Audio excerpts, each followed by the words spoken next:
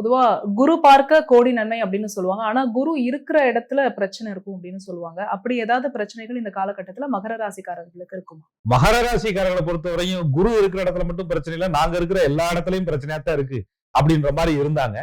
அந்த பிரச்சனையை இப்ப நிவர்த்தி பண்றதுக்கு குரு வர்றாரு. காரணம் என்ன அப்படின்னு எடுத்துட்டீங்கன்னா, குரு யாரு மகரத்திற்கு?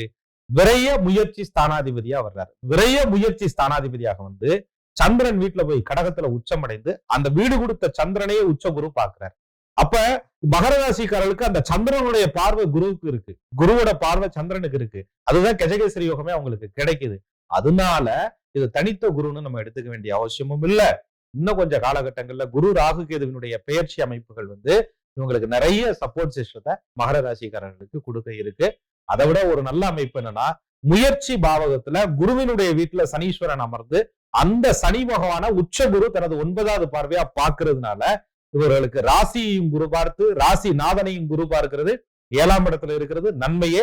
திருமணம் சம்பந்தப்பட்ட விஷயங்கள், பார்ட்னரால ஒரு சப்போர்ட் சிஸ்டம் கிடைக்கிறது.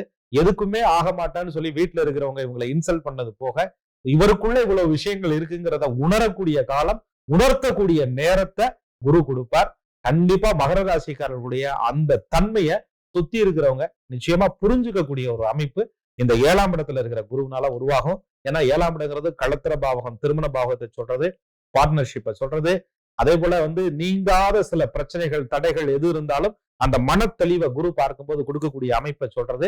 இன்னொன்று, ஒரு ராசிக்கு 2, 5, 7, 9, 11 காலகட்டங்களிலே குரு வரும்போது ஒருத்தருக்கு திருமணம் நடக்கும். மகர ராசிக்காரங்களுக்கு இதுவரையும் திருமணம் தடை, திருமணம் ஆன விஷயத்துல வாழ்க்கை தடை, வாழ்க்கையை அடுத்த கட்டம் நகர்த்துவதில் தடை, அடுத்த கட்டம் நகர்த்தணும் நினைச்சாலும் முட்டுக்கட்டை, இத்தனையும் சந்தித்த மகர ராசிக்காரர்களுக்கு அந்த குரு 7ஆம் இடத்துல இருக்கிறது நன்மையைத்தான் கொடுக்குமே தவிர கெடுதலை தராது.